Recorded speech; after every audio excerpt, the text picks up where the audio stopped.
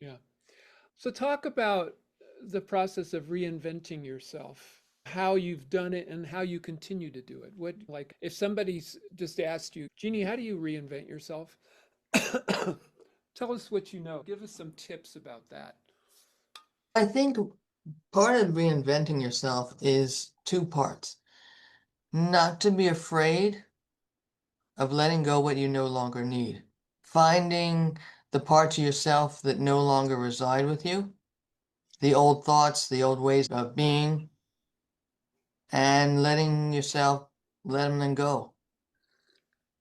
And because what I've learned also is as you release the stuff you no longer need, you are opening yourself up to more space of new things that might come in, Yeah, it's kind of experiences or whatnot. Yeah. by saying no, your yes becomes stronger.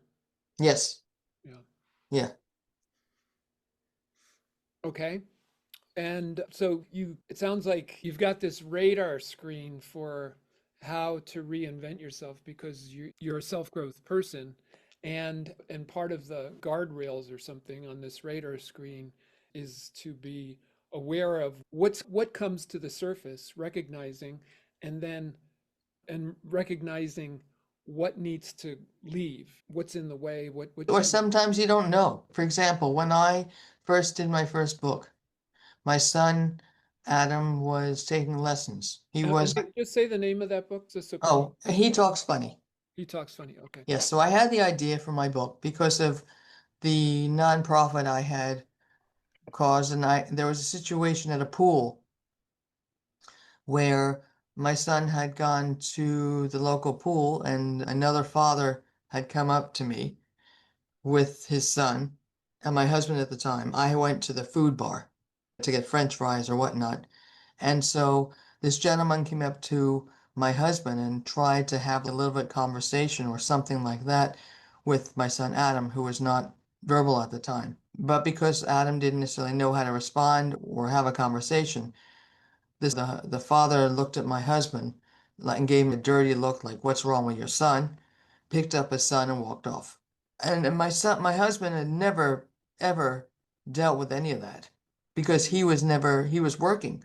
So I would go to the stores and I'd have my son would have a fit because whether it was he wanted certain things and he couldn't necessarily speak and and I didn't know if he was going to have a meltdown. And this was so you have that added into it. So my point was that was the reason I wrote the book He Talks Funny. So I had this story in my head, how to write it, but I didn't know how to write it. I didn't know how to color. I didn't know how to paint. So my son's art teacher, my son decided he was in high school at that time. I don't want to do art anymore.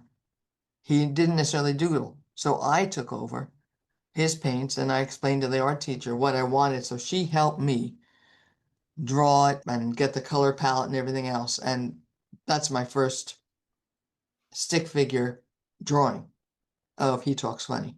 Yeah, it sounds like you have this really strong will, which I would imagine if you were born premature and only 1 pound, you have this fighting spirit, and you just whatever you know what you need to do, you have this kind of drive to do what you need to do, and you just whatever's in your environment that can help you do that, you just kind of grab hold of, and it sounds like you did that with the art. Yes, yeah. So I didn't necessarily know how to draw or write a book. And I didn't, and at that time, it was way before the internet. You still had the internet, but it was not, I didn't know how to do research, not knowing that the first book that I published, it was with a company that wanted my book, but they also wanted the sales and the royalties and everything else. So this was before Amazon. Yeah, sure.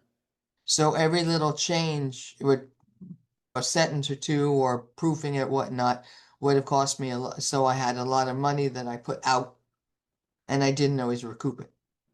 But there's no other book like it on the in the bookstores or on Amazon or anything else. So that's one of my first book. But what I've also loved is that soon after I wrote that book, I started painting.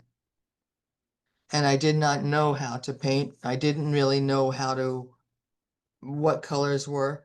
And after I started painting my paintings, shortly after that, I acquired stories that came with them.